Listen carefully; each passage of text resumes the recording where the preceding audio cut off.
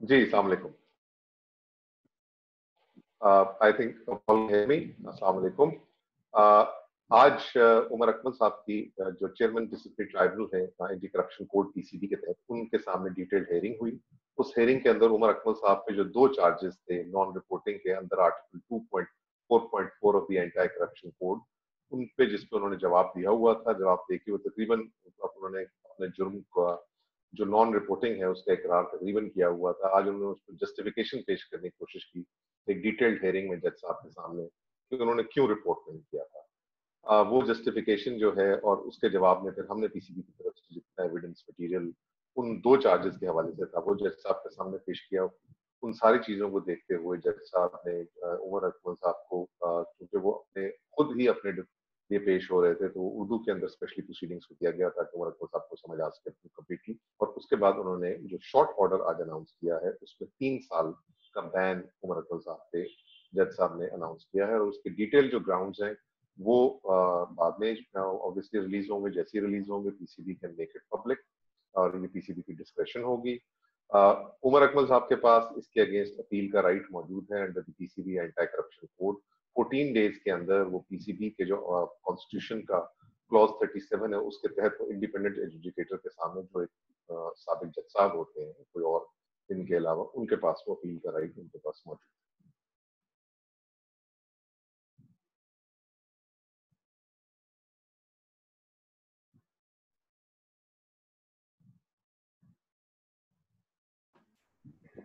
ठीक है तफज्जुल भाई, बहुत बहुत शुक्रिया। रिजवान अली और फिर सुहेल इमरान। तफज्जुल साहब खैरियत से सर? जी साहब, अल्लाह का शुक्र, मौला करम। बस सर ये पूछना था कि अमूमन जब भी इस तरह का कोई बैन अनाउंस होता है तो उसका टाइम फ्रेम दिया जाता है। जिस तरह इसके केस में, उमर के केस में ये आई अज्यूम कि ये 20 फरवरी को इस पे प्रोविजनल इसको सस्पेंड किया था। तो क्या ये हम कि इसका ये 20 फरवरी से 19 फरवरी 2023 तक बैन है? देखिए, ये जो एग्जैक्ट डेट्स होंगी, ये जो डिटेल्ड ऑर्डर आएगा उसमें ये क्लैरिफाई होंगे कि बैन का क्या मतलब है। बैन का मतलब आज से है कि बैन का मतलब जिस दिन प्रोविजनल सस्पेंशन से है, क्योंकि ये जज साहब की डिस्कशन पे है कि वो डिटेल्ड मिनट्स में जो इसके रीजन देंगे उस रीजन के अंदर वो क्या जस्टिफिकेशन और क्या टाइम फ्रेम देते हैं। और इसके जो और भी वाया मीडियम है वो that detailed order will decide. Next question please.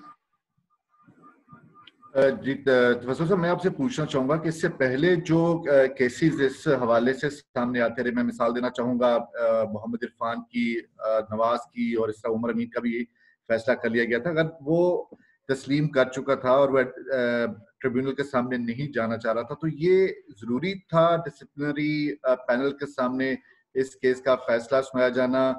ये हार्श नहीं है कि किसी एक क्रिकेटर को जो है वो 1 साल और 6 महीने की सस्पेंशन पे होती है और इसको 3 साल उमर अकमल को होती है? क्या इसका केस जो है उनके मुकाबले में बहुत ज्यादा स्ट्रांग था या उन्होंने तस्लीम नहीं किया आज पैनल के सामने भी और इससे पहले जो आप लोगों की एंटी करप्शन यूनिट की उनके साथ मुलाकातें होती रही हैं?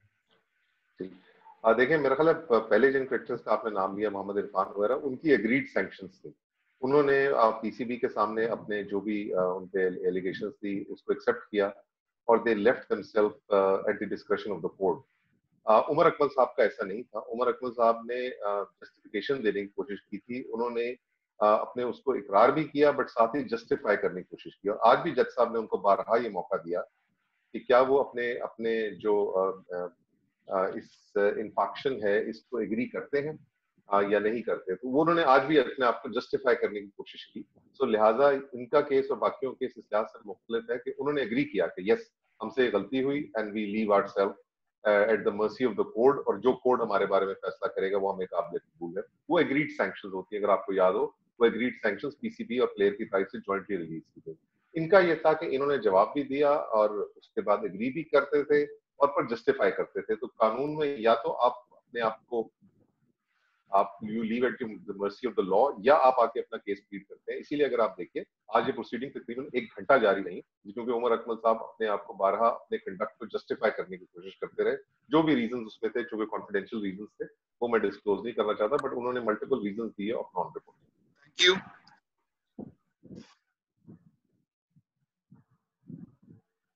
Thank you Suhail. मोहम्मद याकूब और फिर माजिद भट्टी साहब। हेलो, आवाज आ रही मेरी? जी जी जी याकूब साहब, हेलो। आपकी आवाज आ रही, प्लीज। हाँ, अच्छा, ये अभी जो सुहेल इमरान साहब ने जो क्वेश्चन किया है कि इसमें तकरीबन सिमिलर ये चीज तो यही थी जैसे इरफान ने कन्फेस कर लिया था, उसने भी लेटर ऑन ने किया था।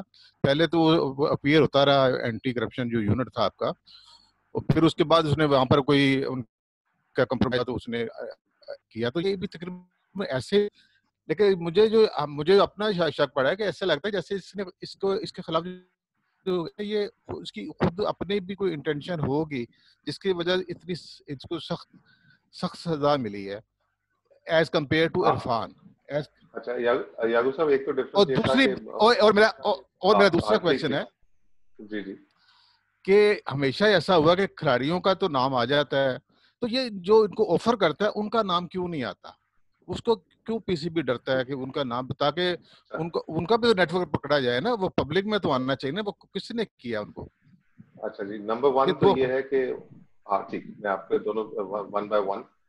नंबर वन तो बात ये है कि जो इरफान साहब या बाकी दूसरे क्रिकेटर्स थे, उन पे एक एक चार्ज था। उमर अकमल साहब पे दो चार्जेस थे और दोनों अनरिलेटेड चार्जेस थे, मतलब उनका आपस में एक दूसरे से कोई ताल्लुक नहीं था। उन पे दो 2.4.4 के दो डिफरेंट चार्जेस लगे थे, और दोनों चार्जेस को उन्होंने जस्टिफाई करने की कोशिश की फॉर वट एवर रीजन के मैं इन दोनों चार्जेस की रिपोर्ट मैंने क्यों ना। Number one. नंबर टू, वही बात मैं थोड़ा सा रिपीट करूंगा कि इरफान और बाकी क्रिकेटर्स ने आके अपने आप को सबमिट कर दिया था कि जो भी आप फैसला करेंगे दैट विल, और उनको जो बताया गया कि ये फैसला कर रहे हैं, तो उन्होंने कहा ये एग्रीड सैंक्शंस, ठीक है मेरी गलती है, अब आई एक्सेप्ट के मैंने गलत किया। उमर अकमल साहब ने एक्सेप्ट नहीं किया, उन्होंने कहा कि हाँ जी मैंने रिपोर्ट नहीं किया, पर ये वजूहत थी जिसकी बना पे मैंने रिपोर्ट नहीं किया। तो पीसीबी एंटी करप्शन कोड में कोई जनरल एक्सेप्शन नहीं है कि आपकी मर्जी हो आप रिपोर्ट करें या आपकी मर्जी है आप ना छोड़, ऐसी कोई जनरल एक्सेप्शन नहीं है।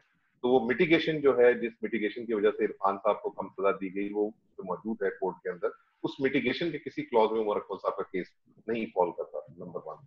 तो ये तो आपका पहला सवाल का जवाब था। सेकंड, जो आपने बात की, पीसीबी की जुरिसडिक्शन किसी भी बुकी के ऊपर नहीं आती। जो प्लेयर्स हैं, जो एंटी करप्शन कोड के तहत जो प्लेयर और प्लेयर सपोर्ट पर्सनल है, उन्हीं पर पीसीबी की जुरिसडिक्शन है। जो बाकी बुकीज हैं या जो थर्ड पर्सन है, उनका अगर कंट्रोल है, तो वो जो आपकी लॉ एनफोर्समेंट एजेंसीज हैं जिनका काम है कि पाकिस्तान में बेटिंग और फिक्सिंग और ये चीजें जो सारी इलीगल हैं उनको रोका जाए, वो उनके कंट्रोल में आता है। पीसीबी के पास कोई कंट्रोल मौजूद नहीं है किसी बुकी के मुतालिक, या किसी बुकी को पकड़ने का, ये जुरिसडिक्शन का, ये सिर्फ प्लेयर का है।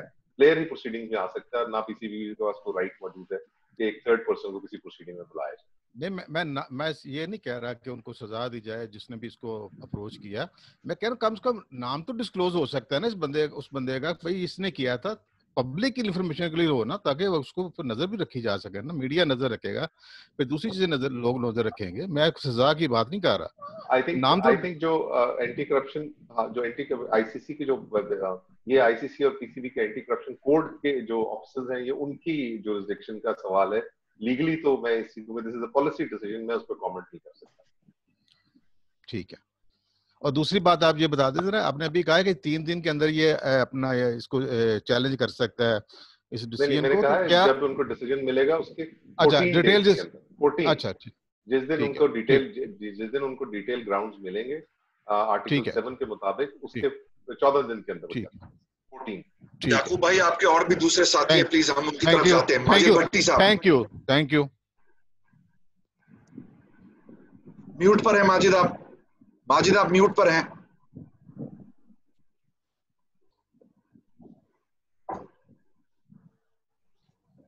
जी आ रही है आवाज?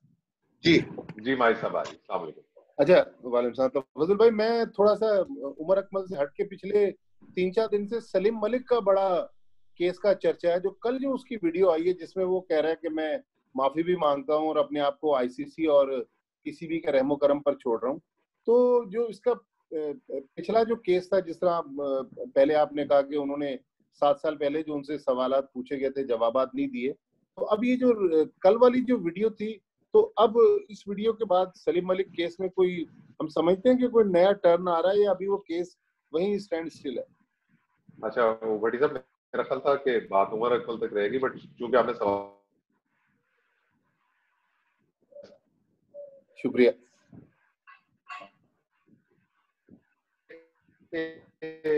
जो भी मलिक साहब ने ऑफर की है, ऑफर करप्शन कोड कर रहे हैं, शुरू होगी कि भेजे गए हैं और जो ट्रांसक्रिप्ट भेजी गई है पीसीबी की तरफ से, वो सबसे पहले उस पर रिस्पॉन्ड करें, उसका जवाब दें, अपने कंडक्ट को एक्सप्लेन करें, फिर बात आगे चलेगी और उसके बाद ही एंटी करप्शन कोड के तहत पीसीबी के पास लीगली प्रोसीड करने का कोई मौका। शुक्रिया। रशीद शकूर, मोहम्मद यूसुफ और फिर उसके बाद अली हाशमी साहब। तफज्जुल साहब, जिस तरह आपने कहा कि 2 इंसिडेंट हैं वो, तो क्या मतलब हम ये समझें कि उमर अकमल ने एडमिट भी किया और आप जिस तरह कह रहे हैं कि उसको जस्टिफाई करने की कोशिश की, तो इसमें मतलब बुकी से राब्ते का जो सजा है या रिपोर्ट ना करने वाली बात आ जाती है? नहीं, उन्होंने देखिए जो 2 इंसिडेंट थे ऑफ नॉन रिपोर्टिंग थे, उन्होंने दोनों इंसिडेंट को ये नहीं कहा कि ये इंसिडेंट नहीं हुए, उन्होंने दोनों इंसिडेंट को कहा कि ये ठीक है, जो हमने पीसीबी ने उनके ऊपर जो एलिगेशन लगाई थी वो उन्होंने एक्सेप्ट किया कि यस ये हुए हैं, बट उन्होंने उसकी जस्टिफिकेशन देने की कोशिश की कि मैंने क्यों रिपोर्ट नहीं किया।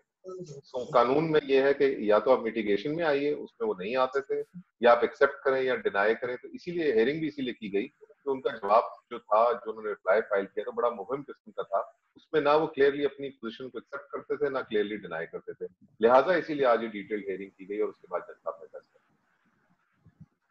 थैंक यू जी यूसुफ भाई।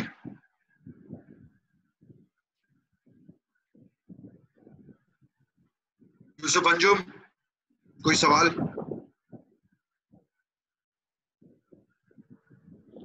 ओके, अली हाशमी आप पूछ ले।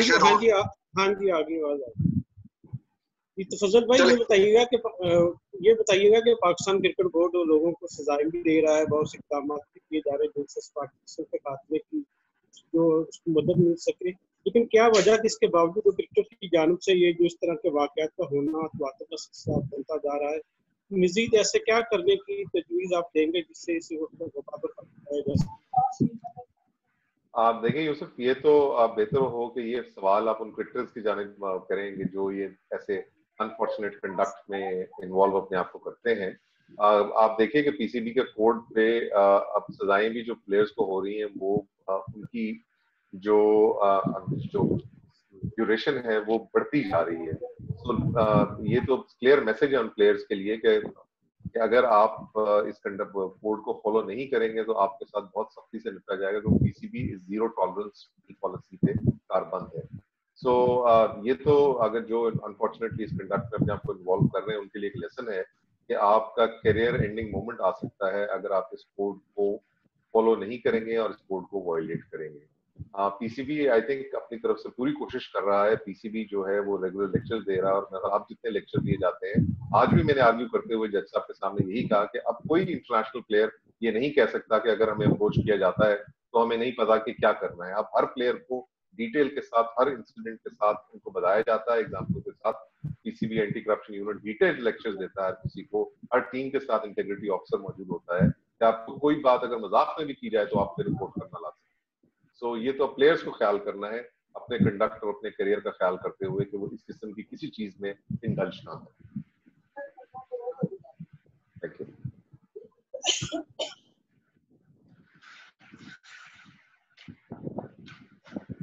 Thank you. अली हाशमी, आपका कोई सवाल है?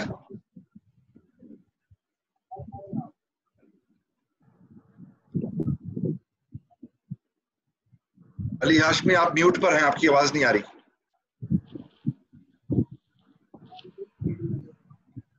जी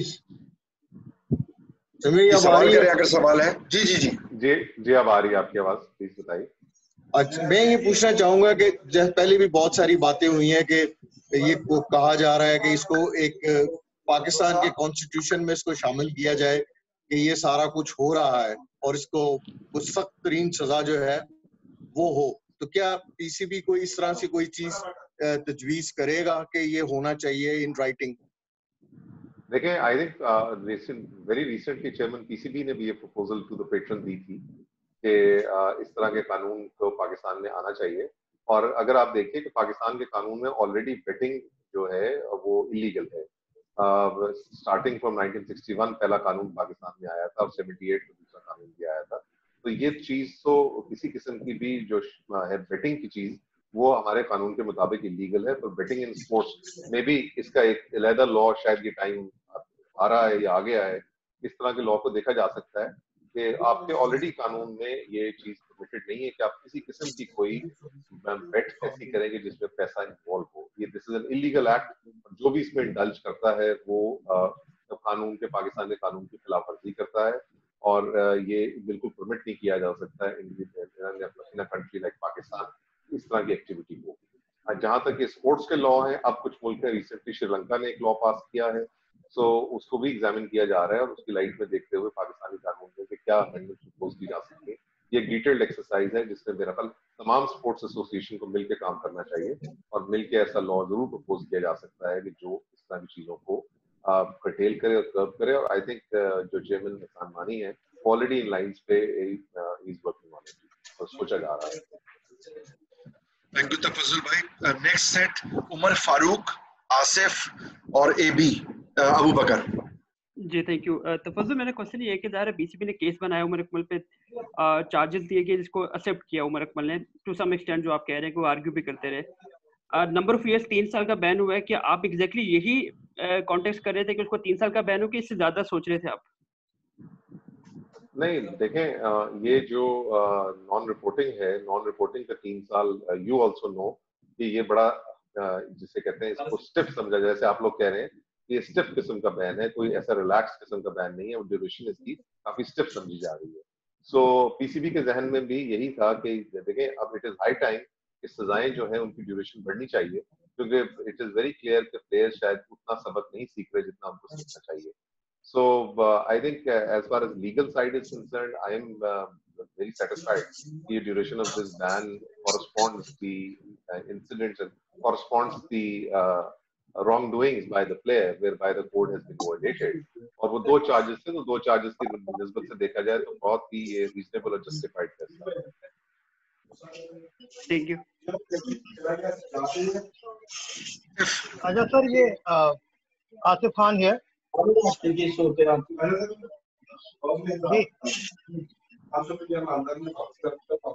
जी, क्या है? बैकग्राउंड से किसी की डिस्टरबेंस हो रही है, प्लीज।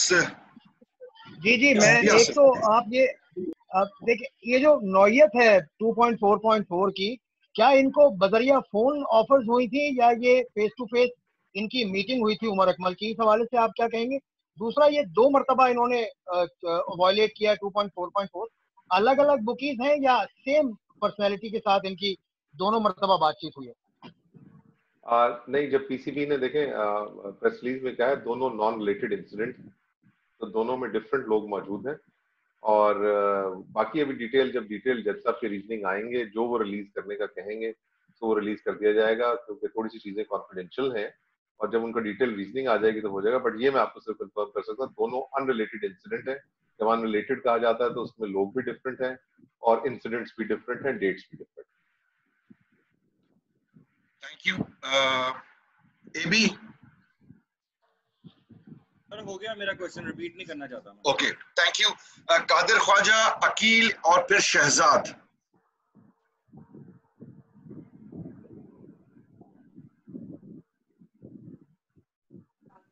जी तो फजल भाई, अस्सलाम वालेकुम। मेरा आपसे ये सवाल है सर कि उमर अकमल का जो केस सामने आ रहा है उस पे ये सुनने में आ रहा है कि दुबई का एक प्रॉपर्टी जो बिजनेस है, फैसल नामी बंदा है, उनके साथ इनकी मुलाकात हुई थी दुबई में और फिर उसके बाद कतर में भी इनकी लीग के दौरान मुलाकात हुई थी। तो इस पे आप एंटी करप्शन यूनिट ने काफी हद तक जो है उनकी इन्वेस्टिगेशन भी जारी रखी हुई थी ऑफ द रिकॉर्ड, और उमर अकमल को जो है वो पाकिस्तान सुपर लीग जो ये सीजन 5 था इसका पहला मैच फिक्स करने की ऑफर थी, जो कि उन्होंने आपको बताया नहीं। पाकिस्तान क्रिकेट बोर्ड के एंटी करप्शन यूनिट को पता था। तो इस बारे में उमर अकमल को आपसे मुशावरत हुई, एंटी करप्शन यूनिट ने आगाह किया, उनको बताया सारी तफसीलात से कि हमें बैक एंड पे पता था, इस वजह से ये सजा ज्यादा दी गई, लाइफ टाइम बैन भी दे सकते थे, तो इसके पीछे क्या मुतहरिकात? नहीं देखें, जो इंसिडेंट्स हैं या जो उनकी नॉन रिपोर्टिंग है उसकी डिटेल में अभी शेयर नहीं कर सकता टिल द टाइम जज साहब उसके ग्राउंड्स रिलीज करने का ऑर्डर ना करे। क्योंकि किसी की प्राइवेसी का मामला है। सो ये तो जब ग्राउंड्स आ जाएंगे, आप पहले वो ग्राउंड्स में जो जज साहब रीजंस देते हैं उनको देख लें, उसके बाद प्रॉब्ली बात की जा सकती है। किसी स्पेसिफिक किसी इंडिविजुअल का नाम इसके अलावा अभी I am not under legal obligation to reveal at this point in time. So वो आ जाएंगे जज साहब के रीजंस, फिर मेरा ख्याल है बेहतर होगा इस सवाल को तब तक होल्ड कर लीजिए।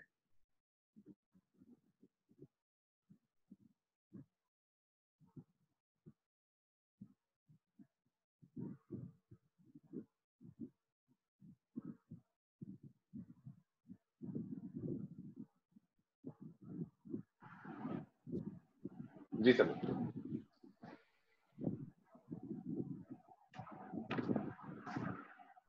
सॉरी, मैं एक लम्हे के लिए डिस्कनेक्ट हो गया था। हम आखिरी सवाल किसने पूछा है? मैंने कादिर ख्वाजा ने। अच्छा, कादिर। अकील, अकील और फिर शहजाद।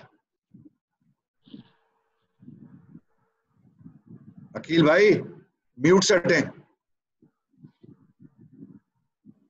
अकील आप म्यूट पर हैं।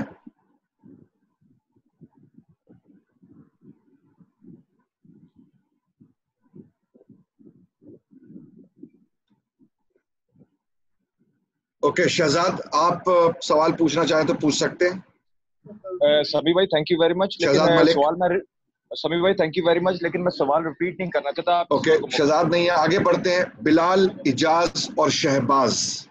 सो बिलाल पहला सवाल पूछ ले।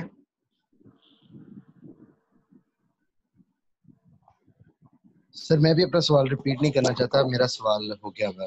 माजिद भाई ने मेरा सवाल कर लिया था। Thank you.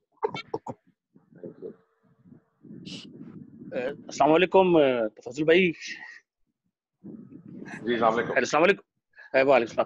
तफज्जुल भाई, अगर हम पूरे केसेस देखें पिछले 3 साल से, रमजान मुबारक हमारा ऐसे गुजरता रहा। खैर बड़ा शुक्रिया कि आप लोगों ने पहले रमजान ये फैसला कर दिया और हमें ज़्यादा चक्करों से बच गए। अच्छा, अगर हम केसेस देखें जिस तरह से चलते हुए आ रहे हैं, हिस्ट्रीज की अगर हम देखें तो प्लेयर्स के जो है वो ऑफेंस उनके जो बढ़ते जा रहे हैं, राब्ते भी प्लेयर्स के, और जो बातें सुनने में आती हैं बुकीज ऑलमोस्ट वही हैं। और अगर हम ओवरऑल भी देखें बाहर भी, तो हमें ये लगता है कि जो आपके बोर्ड्स हैं, चाहे वो फेडरेशंस है स्पोर्ट्स की, वो तो खिलाड़ियों को पकड़ के कोई ना कोई फैसला जरूर कर लेती हैं, लेकिन ऑन अदर हैंड जब प्लेयर अदालतों में जाते हैं या उससे बड़े प्लेटफॉर्म पे जाते हैं तो बच जाते हैं। तो क्या आपको लगता है कि जो हमारे आईसीसी है या दीगर बोर्ड्स हैं, उनके जो ये फिक्सिंग वाले से कवानीन है, इनमें कहीं ना कहीं कमी दिखाई देती है आपको? देखिए, कवानीन के हवाले से तो लॉ जो है, लॉ इज नेवर स्टेशनरी। कानून एक हमेशा डेवलप होता रहता है। हर टाइम पे नई टेक्नोलॉजी आती है, कानून चेंज होता रहता है, डेवलपमेंट्स होती रहती है। तो कानून तो आप ये किसी वक्त नहीं कह सकते कि कानून एक स्टेशनरी डॉक्यूमेंट है। अब जहां तक फ्यूचर के लिए है, वो तो जो चीजें हैं लोग रिव्यू करते रहते हैं। आप भी देखिए सारे कवानीन में चेंजेस आती रहती हैं। अब जो ये कवानीन है फॉर द टाइम बीइंग, तो ये they are meeting their purpose. आज भी जाहिर है इसी कानून के तहत एक प्लेयर को सजा हुई है और ये चल रही हैं चीजें। अब वही बात है, जो बुकीज हैं उन पे ना आईसीसी का कोई कंट्रोल है ना पीसीबी का कोई कंट्रोल है। वो तो लॉ एनफोर्समेंट एजेंसीज का काम है कि इन बुकीज को रूट आउट करें और इन बुकीज को पकड़ें और इनको कानून के मुताबिक सजा दिलाई जाए। तो अगर ये बुकीज वही हैं, ये बुकीज काबू नहीं आ रहे, तो इसमें पीसीबी, आईसीसी या किसी और बोर्ड को उन पे the buck doesn't stop with them, it stops with the law enforcement agencies. बिल्कुल ठीक है।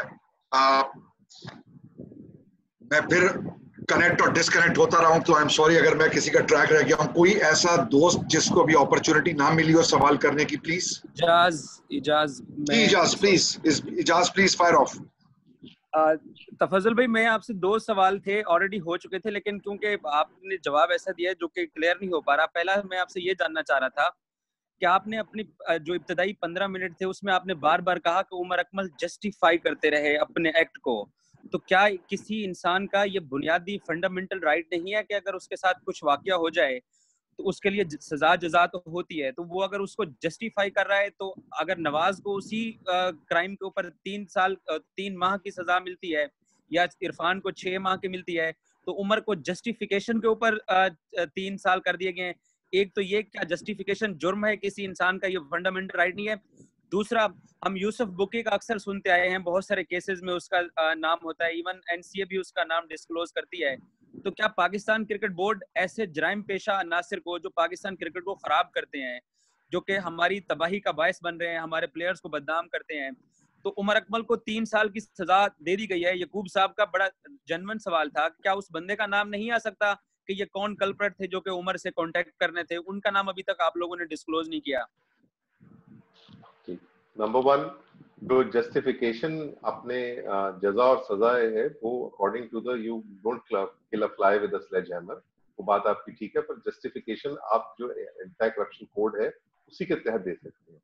तो वो जो जस्टिफिकेशन आज उन्होंने देने की कोशिश की या वो देने की कोशिश करते रहे, वो जस्टिफिकेशन उस कोड के जुमरे में उनको इस सजा से ना बचा सकी, क्योंकि वो जो जस्टिफिकेशन दे रहे थे वो कानून इस कोड के मुताबिक पूरी ना उतरती थी, इसलिए वो उसमें नाकाम रहे।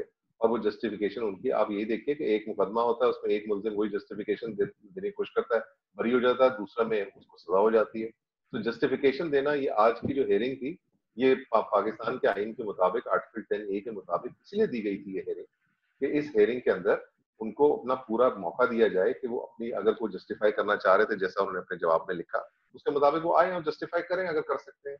तो वो उन्होंने डिटेल से जस्टिफिकेशन देने की कोशिश की, जो कि उसके जुमरे में नहीं आती थी। एक लफ्ज होता है मिटिगेशन, कि कौन सी जो कानूनी तौर पे सजा को मिटिगेट करता है, कम करता है, वो मिटिगेशन के जुमरे में आने की कोशिश करते रहे, बट वो उस पर फॉल नहीं करता था, लिहाजा उनके ये फैसला उनके खिलाफ किया। और दूसरी बात, अगेन इरफान साहब या जो नवाज साहब वाली बात थी, उसमें जो भी उनके इंसिडेंट थे, उन्होंने जो रिपोर्ट किए, डिटेल देर से रिपोर्ट किए, वो दोनों ने खुद अप्रोच, जहाँ पे मुझे याद पड़ रहा है इस वक्त, उन दोनों ने डिटेल देर से रिपोर्ट किया, पर खुद रिपोर्ट किया पीसीबी को आके कि ये हमने, this was not reported to us. यहाँ उमर अकमल साहब ने कभी रिपोर्ट नहीं किया, ये तो जब उनको पीसीबी ने इंटरव्यू के लिए बुला के खुद उनको कन्फ्रंट किया, तो तब उन्होंने कहा कि हाँ जी ये वाकयात हुए थे, और उसकी ये जस्टिफिकेशन जो कि आज मानी जा गई। सो लिहाजा ये जस्टिफाई करने की कोशिश करना, तो अटेम्प्ट करना तो हर मुल्जिम का या मुजरिम का हक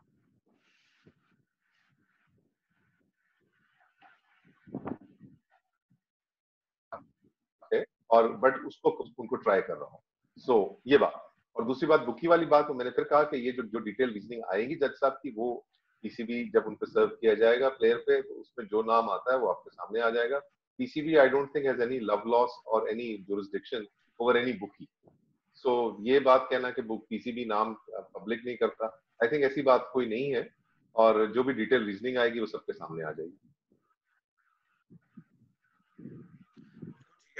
कोई और दोस्त है जिसको अपॉर्चुनिटी ना मिली हो सवाल करने की? उस्मान, आपको अपॉर्चुनिटी मिली थी सवाल करने की?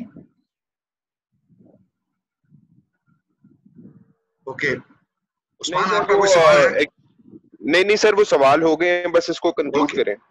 परफेक्ट। अकील, आपका कोई सवाल? आपको अपॉर्चुनिटी शायद नहीं मिली थी, आप कोशिश कर रहे थे कनेक्ट होने की। ओके, शहजाद आपका कोई सवाल? नहीं, थैंक यू समी भाई, क्वेश्चन सब हो गए, thank you very much. Okay, Ehtisham आपका कोई सवाल?